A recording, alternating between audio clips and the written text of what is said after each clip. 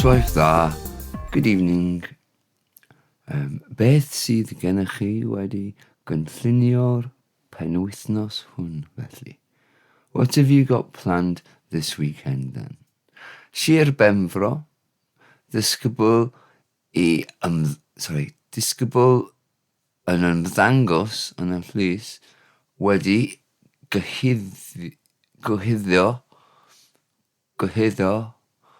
o geisio, llofruddio, athrawes. Pembrokeshire, a pupil appears in court accused of attempting to murder a teacher.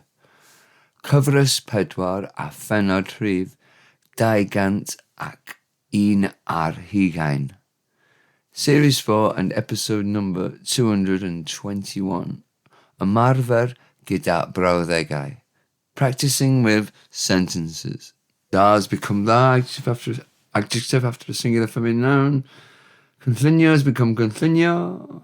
What else have we got there? Mutations. Geisio has become geisio. Gyhuddo has become gyhuddo. Just quickly going over these. Penod has become fennod. Gant has become gant. And hugain has become hugain. Yeah, so today's episode is looking back at a few previous episodes, but then having lots of new sentences around them, and then some words come off them new sentences. So the new words for today are cyrraeddodd, and that's the he, she, it arrived, third person singular past of cyrraedd, arrive. Sabbath is the Sabbath. Ddiwrnod. Yeah, ddiwrnod is the soft mutation of diwrnod, day. Idiom is an idiom. Lleuad, moon. Dresser, a dresser. We had dressel before, but it's dresser this time. Cyfathrebu, communicates. Gylchgrawn, soft mutation of cylchgrawn, magazine. Hail. Drive, send, collect, gather together, frequent, all as a verb noun. Llwyr, complete. Disgrifiad is soft mutation of disgrifiad. A description, teg, is fair, just, impartial. Hen, by or in as a preposition. There's loads of prepositions and different ways to use them. Arweiniodd, he, she, it led. Third person singular past of arwain, to lead. Arnaf, upon me, by me, about, to me, owe me, to me. Lots of different, says, first person singular of are, preposition. Because all the prepositions can be personalised, inflected prepositions. Garth is soft mutation of carth, cat, gwib. How do you pronounce this one? Gwybodol, must be. Yeah, cognitive. Amserol, timely. Wlad, country, soft mutation of gwlad. Cyfandir, continent, soft mutation of cyfandir. America. Noswaith. Yeah. Islands, plural of ynys. Olympaidd, Olympic. Enillodd, geisio, it won, third person singular past of ennill. Pedair, soft mutation of pedair, feminine form of 4, number 4. Medal is a medal. Ganddyn, that's informal third person of gan, so another inflected preposition. Pedwar, 4, soft mutation of pedwar, masculine number 4. Genim, more of a formal way of inflecting gan, first person plural.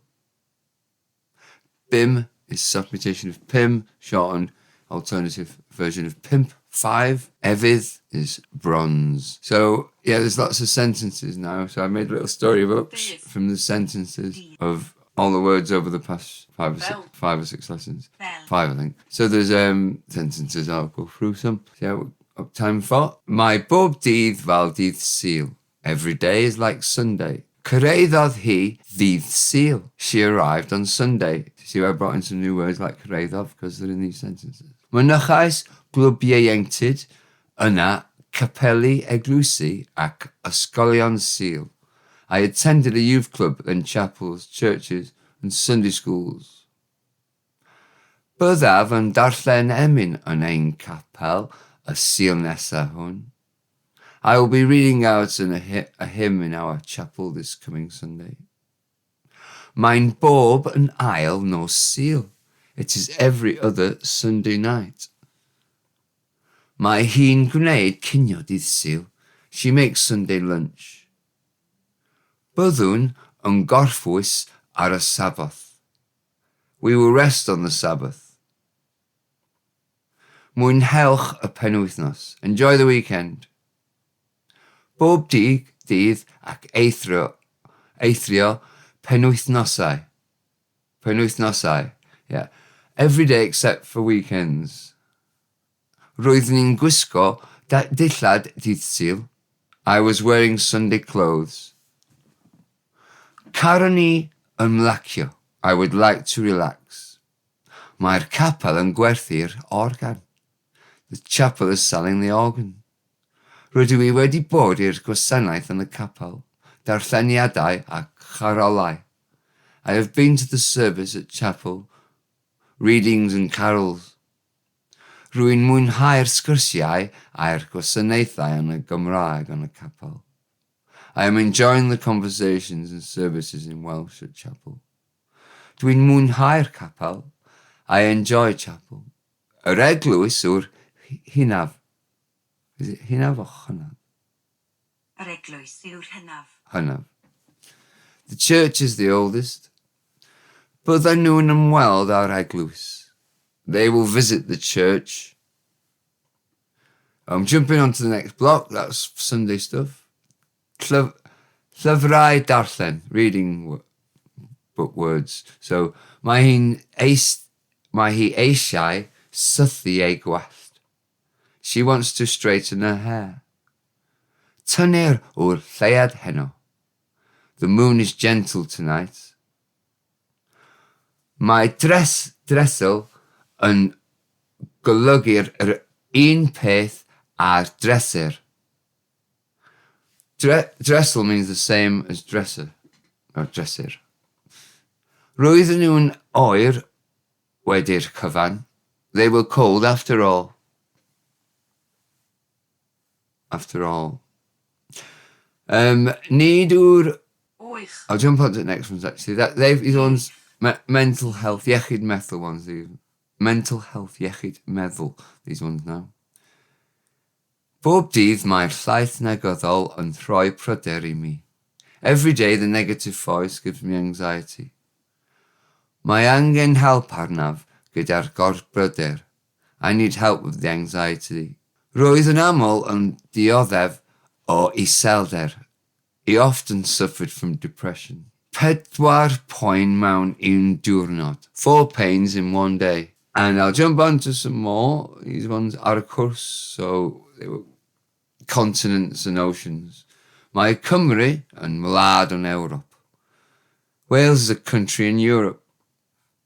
Mae China yn Asia. China is in Asia.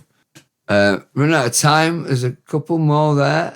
And, well, loads of sentences, loads of new ones as well, all in little storybooks, themed by the lessons we've just done revision on. Have a look. Thank you.